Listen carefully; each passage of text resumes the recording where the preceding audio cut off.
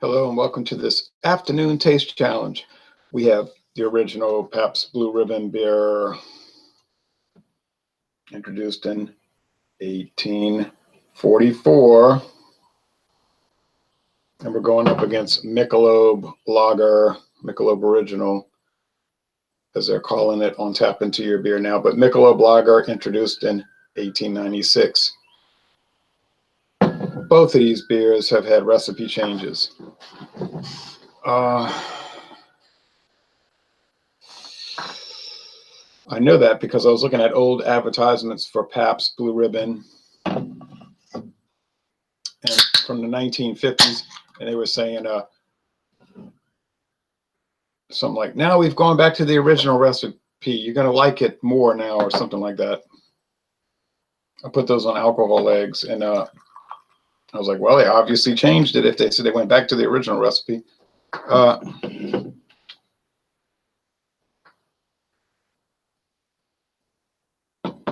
Michelob has been changed off and on over the years as well. Used to be made with adjuncts. Currently, it is not made with adjuncts. No corn nor rice. Now that, oh, nice smoke. Now the six-pack.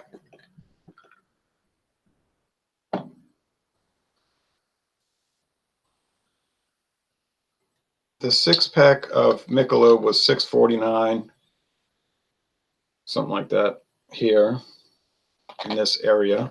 And then the let me get a little towel. The Pabst was $4.81 plus tax.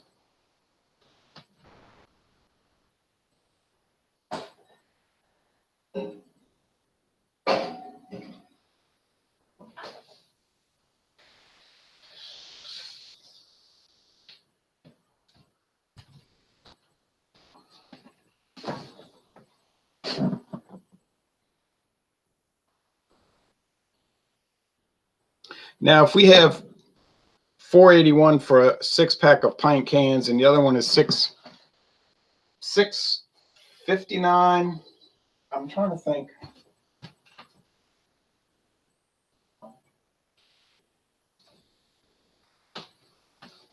The problem is that one was, I'm not going to research all that. It was less than $7.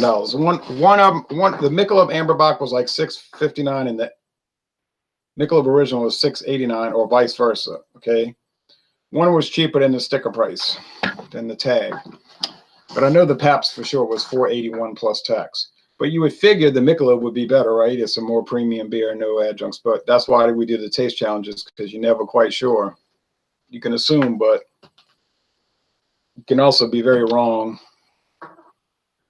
All right, so I see the Pabst is retaining its head. It's brewed by Miller Coors these days, and their beers tend to have pretty strong head retention. And then the Michelob just went, whoosh, head went away, and just a little ring of foam and no lacing.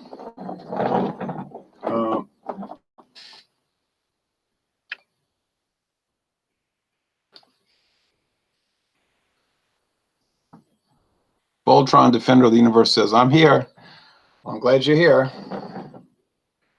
I'm going to have to not look. They're both golden, fizzy stuff. Not necessarily yellow. Yeah, they're more golden, fizzy stuff.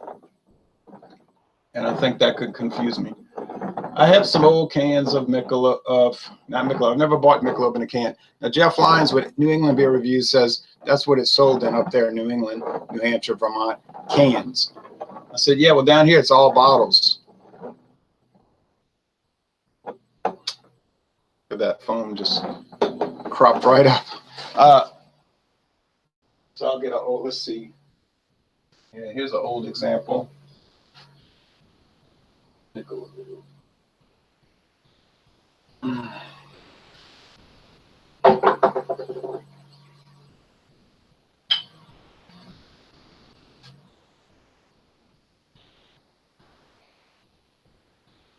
Show you some old examples, but I want to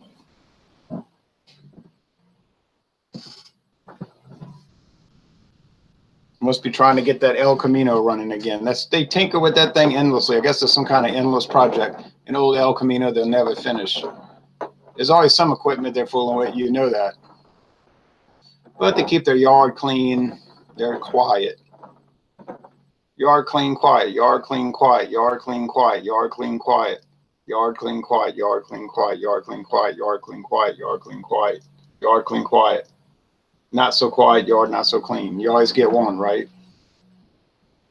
One guy used to live at that house down there. He kept his yard clean and all and neat. He ended up dying.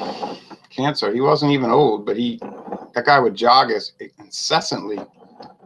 Something about the Navy told him you're too heavy for your height. So he went on this crash diet crazy program where he was jogging everywhere all the time. I would see him. I'd wake up 2 in the morning, get the newspaper, because sometimes they deliver the paper at 1:30 in the morning. There he is jogging. And apparently they say he used to drink a lot of hard liquor, but then he told me one day, I got cancer. I said, what? Then he was telling me, I'm moving to Las Vegas. I said, what? And then he came back to visit or something. I don't know. And then he died. Like, he sent me a friend request on Facebook. And like the next day he died. I think he just died like that quick. Like he knew he was dying, but he was still able. He wasn't like this incoherent in the bed or anything. And he sent me a friend request and then he died. But he kept his house clean, didn't keep tires in front of the house or anything like that. You get real low grade people. Now I know what you're going to say. No, people live like that because they're poor. No, you got it backwards. You see, you have it backwards. People don't live like that because they're poor. That's what our liberal friends always say. They live like that because they're poor. No, you got it wrong. They're poor because they live like that. And this is a very important thing that people all need to understand. They're poor because they live like that. Now, I know you're going to say, oh, you're a Catholic. Didn't Jesus say the poor you'll have with you always? Yes. Because Jesus knows that's because they live like that. All right. Not to say we shouldn't help the poor and shouldn't have sympathy for people, but Jesus knew how people live. The Bible talks all about laziness and general dysfunction, of people.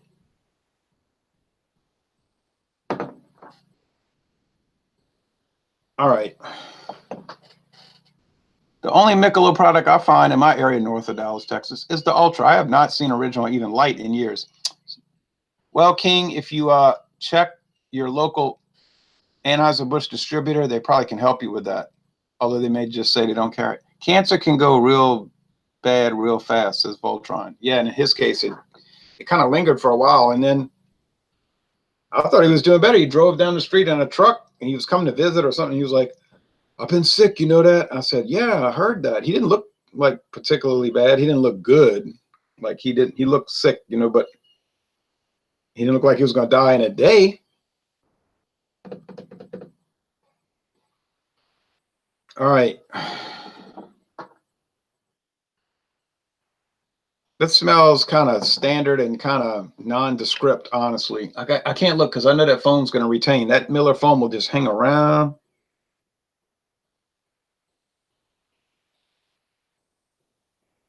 It's really not that different on the aroma, but I think maybe on my left is Michelob because it's got a little more of a barley burn, I call it. But let's go with the taste, heck.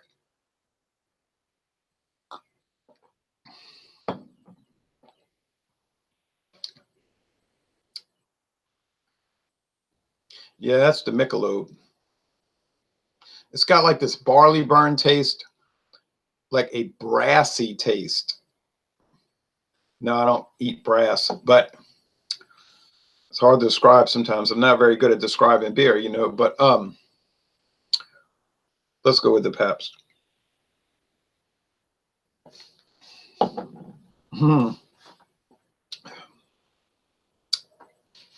Sweet. It's got that corn. I don't know what you call it. It's like corn syrup they're using, but it's like a corn, almost like whole kernel corn. You say, no, but it's the syrup. I know that. And it's a blend of the 6-row barley, those hops, whatever they are, because Pabst, they do a terrible job with their website, and they never update their website, and they give you no information about the beer. So I'm not out here to champion those people. I'm starting to get starting to turn on Sazerac with their non-functional websites, which is starting to really get on my nerves. You say, but Sazerac's headquarters is only 25 miles from where you live. That's right. It's probably 28 miles on the highway, but I'm not going to defend them if they do a bad job with a website. I don't care if they were 1 mile down the street around the corner from me. Do a website right.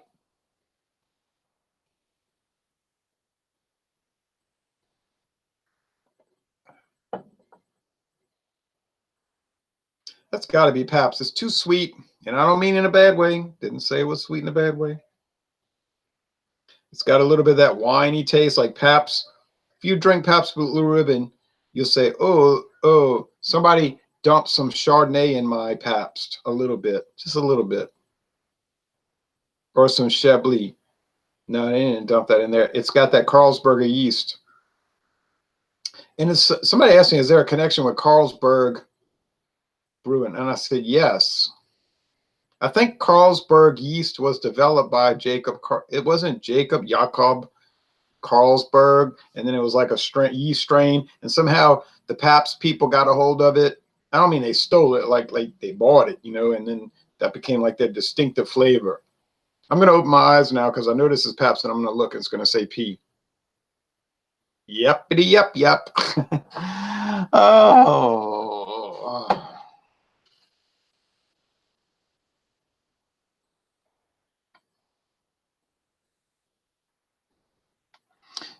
G and JK says, so poor people's problem is they choose to live badly. Okay. No, I didn't say that. Nope. I didn't say choose. Because in most cases, they probably don't even realize it. You see what I mean? This is obviously Michelob. It's got the Michelob burn, that barley burn, not Michelob burn, that barley burn, that all malt. No lacing, though. It's kind of surprising. But oh well. Oh, maybe a little heavier body. I think it's probably more calories. 152 calories. I'm pretty sure Pabst is not 152 calories. Now, which one's better? Do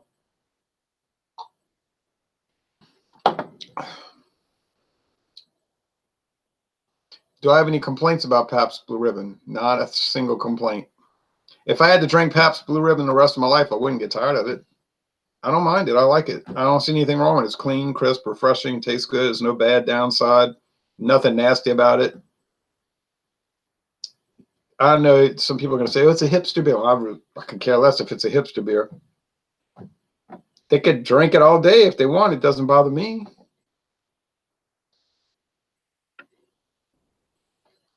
Michelob.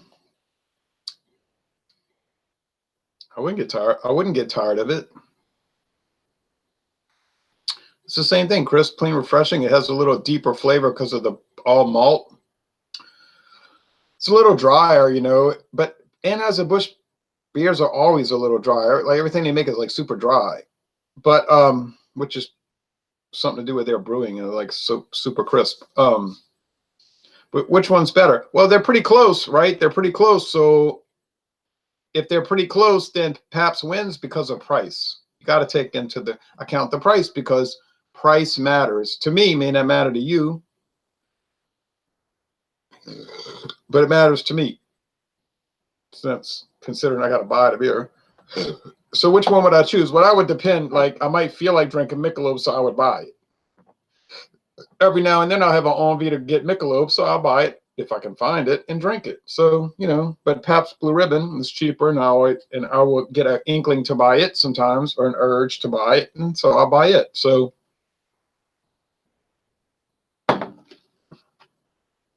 see, I'm being neutral with my hat and my Gusto guy shirt.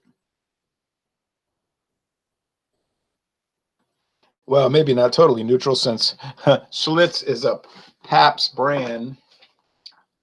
But, I'm saying I'm being neutral on the brands. Whoops.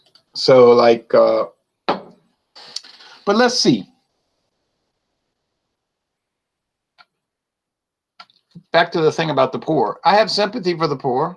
I don't want to see somebody live in poverty, be in debt all the time. Like they have trash in front of their house, like trash. You know what the inside must look like. It must be a nightmare. Filth, you know. No ambition, you know, like the children go to school and they don't do well and they get menial jobs, whatever. The underclass, the lower class. You say, oh no, there's examples. This guy, he was a great inventor. He was raised that way, and he fought his way out of poverty and went to college and got a PhD.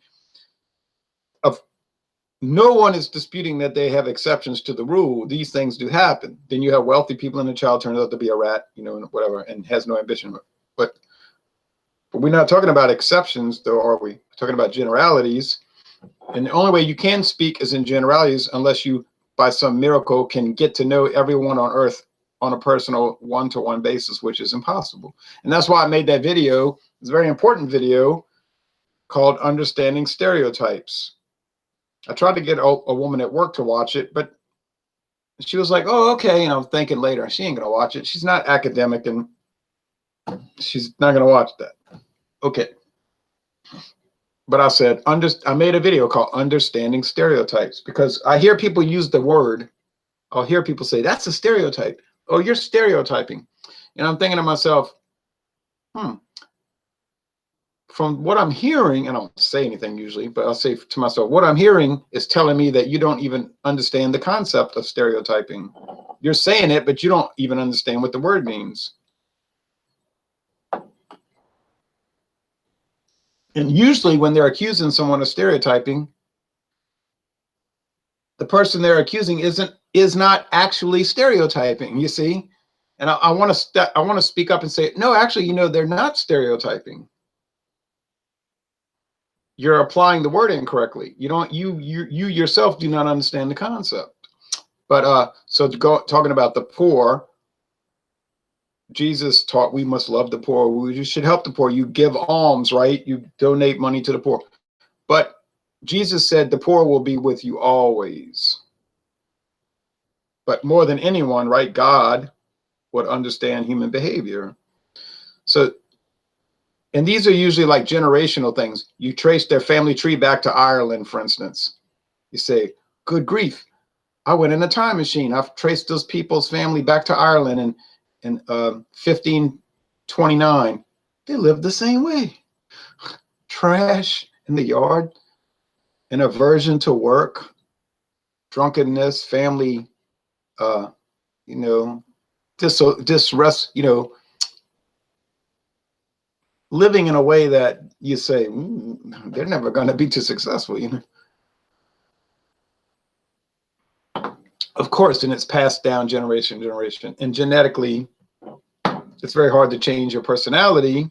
It isn't all. I don't want you to think I'm some kind of behaviorist, so certainly I'm not.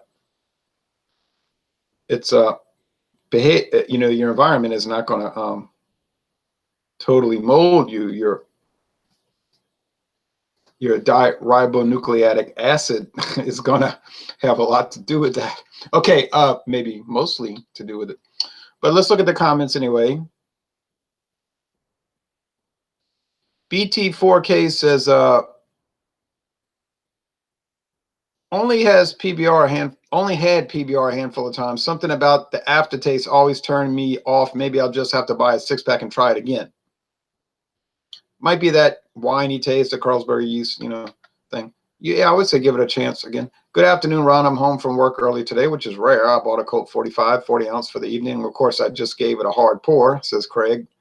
Craig Swenson. Hey, Craig. Voltron says, Ron, are you married? Got kids or anything? That's always my first to get to know someone question. I do have one child so far. My daughter, I have one child so far, Voltron. Craig says, only Pabst complain is their website. Oh, what a horrible. Look, I'm here on this Dell computer that I got at what's that store called? Office Depot. I'm telling you, I could run a better website than Pabst off of this. It's terrible. I'm not saying the graphics aren't good, but there's nothing there. It's nothing. It's a joke. And it's a bad joke. Neo Sylvanus says it's considered a hipster beer because for a while it was their little secret. Now everyone knows it's good.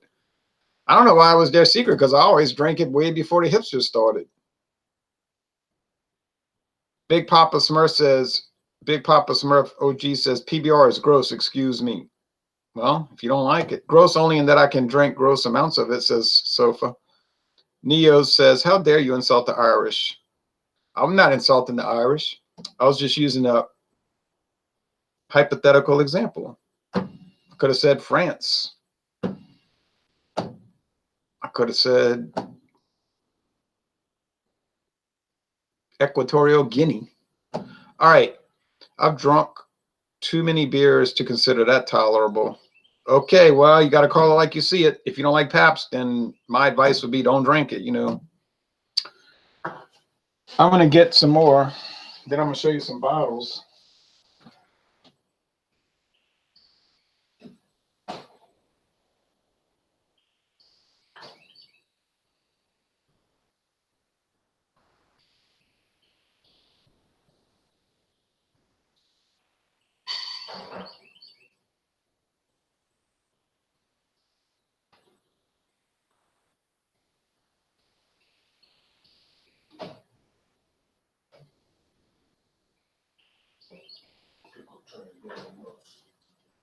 Apparently I can. So the hard pour is something that we've quickly adopted unless the brewery says otherwise, says Hanover Glassware. That's good to know. Yeah, some breweries will say pour it at an angle like Guinness. Okay, well, Guinness knows their beer, so I'll pour it at an angle, unless I forget. My friend David, before I ever met him, he said, I always did do a hard pour. And I was like, why? And he told me, well, you know, it releases the gas and then you don't get bloated, et cetera, et cetera. I was like, oh, wow. So you're using the same logic that the brewing companies use. I'm going to go put the Michelob back up.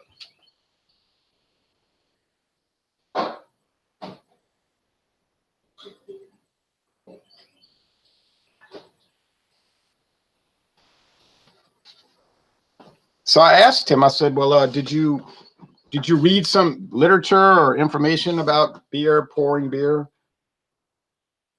He said, no, I just figured everybody should know that. You know, in other words, he just used deductive reasoning. And he came to that conclusion independently of any website or input from me. But that's the most comical thing, to watch these videos and or read the comments from people, and they're so exercised, so angry about the way I pour beer. And then when I'll quiz them on it, they have no answer. They almost never have an answer. Now, if they're open-minded, they might come to a good conclusion. Or they'll just be hostile. I won't even entertain it, you know. What about nose oil? I don't know what you're talking about. All right, Hanover says, crazy thing is after we... You're going to have to restate that, Hanover, so don't. Crazy thing is after we attended the Open Gate Guinness Brewery for St. James, Friday, Patrick's Day, Patty's Day, all their pours for our first time free beer was a hard straight pour. So we are not confused about Guinness. Oh, I see what you're saying. You got free beer for St. Patrick's Day from the brewery, and they gave it a hard pour. Right. That way they're giving you 40% foam and say, here's your free beer. You know, here's your free beer, oh boy. Yeah, it's like, yeah. Sure, thanks. But see, I'm kind of like, oh, thanks. Hey, I'm gonna let this settle, and then you can finish topping it off. That's the way I would do it. Kind of trap them, you know, so that it's not all foam. But I know how these people run a game, man. I watch these people. They probably tell the girl, it's usually a girl pouring, but not always, pour it in hard so it's foam. I'm not stupid.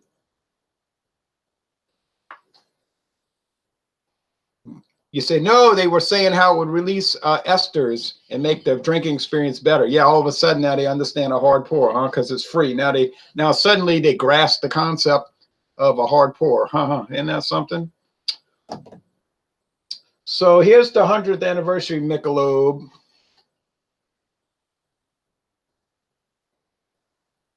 I showed you this already. It's still got beer in it, look. Well, maybe you can't see, but it's got beer in it. Oh, look at that sediment. Yikes. It is cloudy. Well, you know what? Michelob has no sediment, so this is what happens after 23 years. It gets chunky. Yeah, pretty sure I'd never drink that. I remember one time somebody, oh man, it's starting to get caked on the side too. Yikes. I remember one time somebody gave me a can, unopened can, an old distributor that went out of business. They gave me an unopened can of Dixie Light Jazz Amber. Dixie Light Jazz Amber. That's when they made the Amber Light beer. And the guy was like, don't drink it. Just don't drink it. I was like, don't worry. It's from 1982. I found out. One day I opened the can and I said, what if I go somewhere and it gets like it bursts, you know, it goes all over the room. I mean, the chances are not really good that would happen, but I was paranoid. So I popped the top and I poured it out in the yard, the grass, and it smelled pretty good. I said, doesn't smell rancid. I could have drunk it. I could have cooled it down and drunk it. Had the oldest beer experience ever, you know. A can from 1982. Oh, well, all right. Here's all imported hops. Okay, that's not that remarkable since that's what Anheuser-Busch does. They have their own hop farms in the Czech Republic and Bavaria, but that's still cool, you know, that you're such a big company, you have your own farms and your own malting houses, and they're all over the world, you know. This was the Michelob bottle after they got rid of the Shroud bottle. This was kind of like that.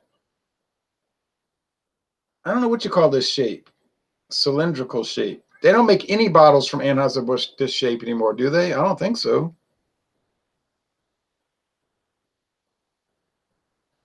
That bottle shape. It's kind of unusual.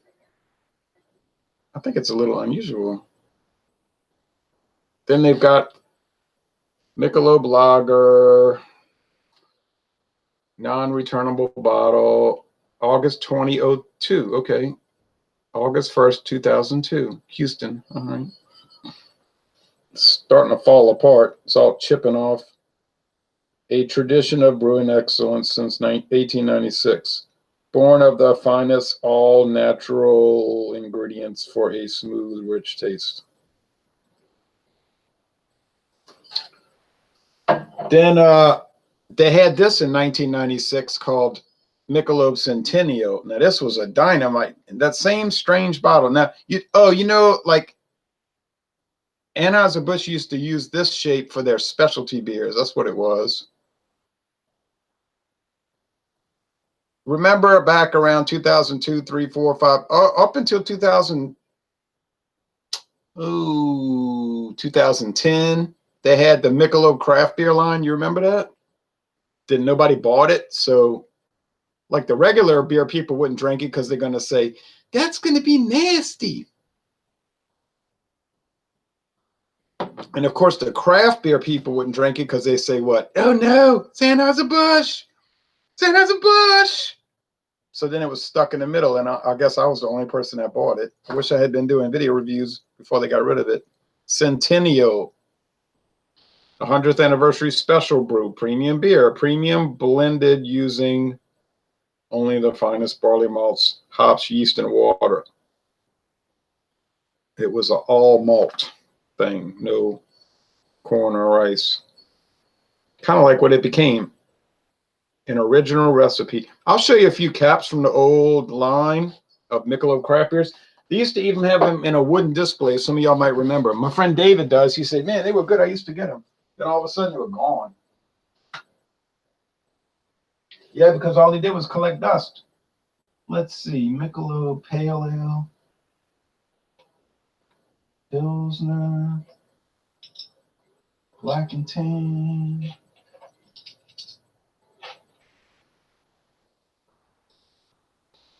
Here's some of them. Some of them.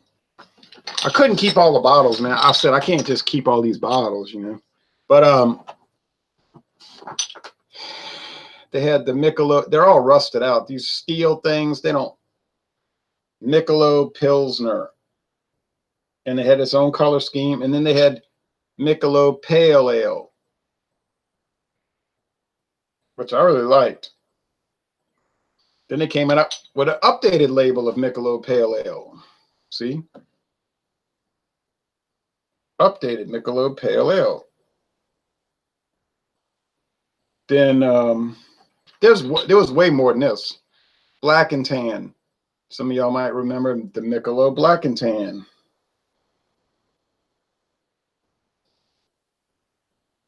Then they had the green label. What was that? The Martzen. And I mean, there was so many you couldn't keep up. But nobody bought it.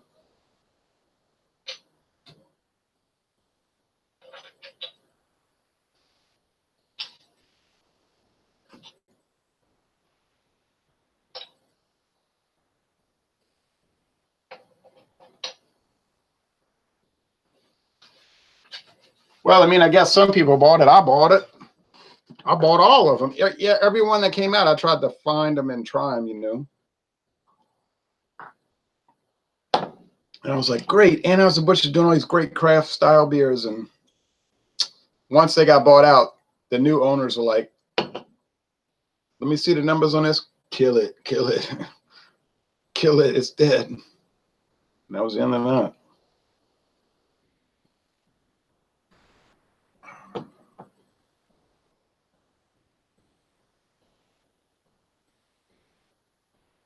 Nose oil makes the head go away quick. Rub the nose and swirl.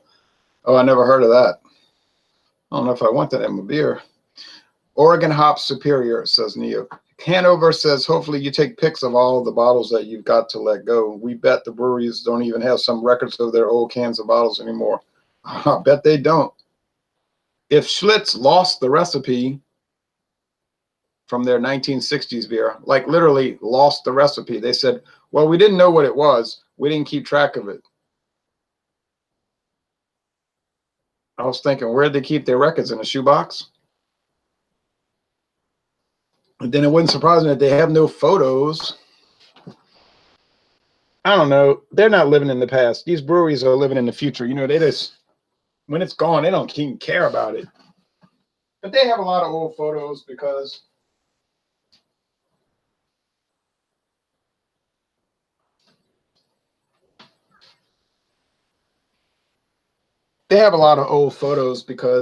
like if you look on the Busch Beer website, it's like the Busch label throughout history. And there's so many photos of old beer cans and bottles of Busch, how the label changed over the years. So they do a really good job of it. They have archives. They do. And then if you look on like Cuddy Sark, that whiskey, Scotch whiskey, they have an archive, and it's like, look at how the Cuddy Sark label has changed over the years. And they have all kind of old photos of all their old labels. So that's pretty cool. It's really cool, you know. Do you like Northwest Craft Brews, Bridgeport? Well, I never had that. Full Sail. Yes, I've had Full Sail many times. I really like Full Sail beers. We don't get them around here much anymore, really. But I like Full Sail. They do a good job, yeah. So we talked about social issues. It's kind of fun to talk about that. You know, like, it doesn't always have to be about beer. We don't have to be restricted like, oh, we can only talk about these certain little things here. We can't deviate from the pattern.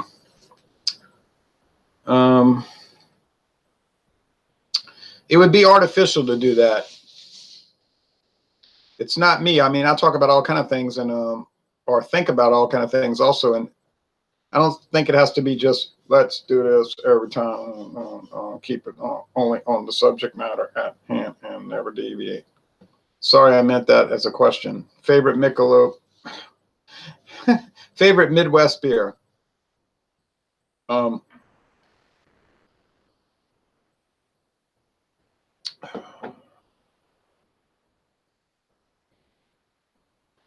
Oh, I think the best Midwest beer I ever tried was that one from Mother's Brewing Company. It was the MILF.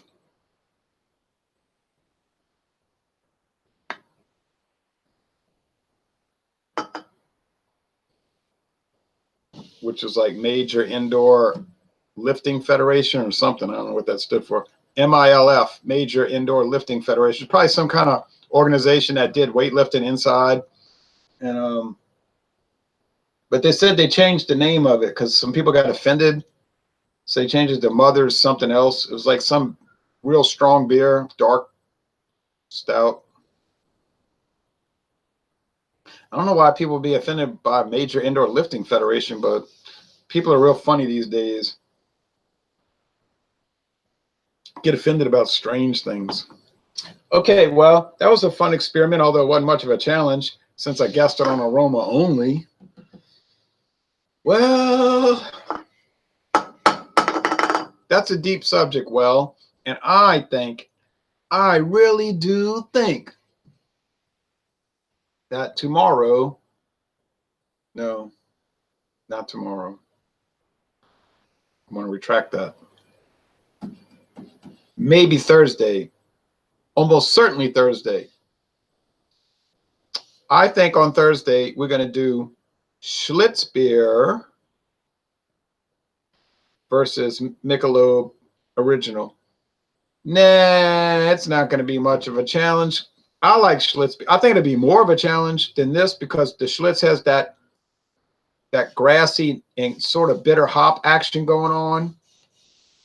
So it could maybe throw me off a little bit, but still Michelob has that strong barley burn. So I think, yeah, the Michelob is gonna get it going on, gonna be discernible and gonna win, but it ain't gonna win by much, I don't think.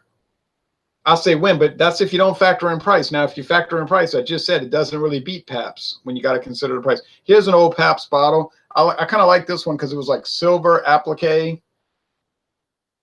Kind of like this. See how it's like silver trim, kind of silver foil.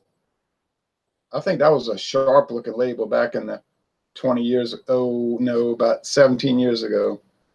This was my favorite Pabst Blue Ribbon label. Look, that's sharp, huh? All that silver. Oh yeah. Oh yeah. You said that was back in their heyday. No, I think their heyday was like in 1957. Don't think too many viewers were around during their heyday.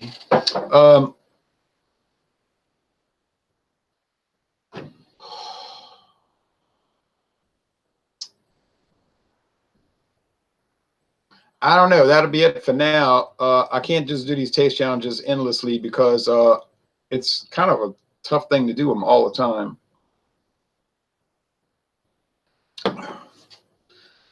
I don't say people get tired of watching them. I say it's tough to do them because, I got to buy all this beer and I got to have all, and I got to do this against that and this against that. And then I have with this overflow.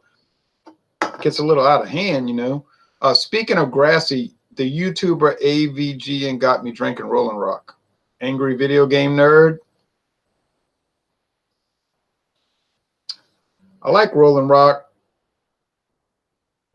I don't think I'm going to bring it into taste challenges. It's just a little too bland, It's kind of like Busch. It's kind of bland, but I shouldn't say that because look what happened with Busch and Coors. So you never know, but you got a Whole Foods or something, you can pick up weird craft beers. Oh, yeah, I got like 5 or 6 stores I can pick up weird craft beers, Neo Sylvanus, a lot.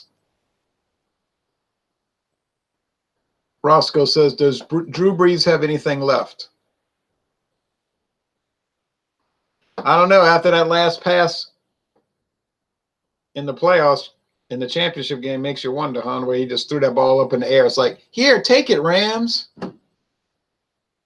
I was saying, what are you doing? You're giving the game away.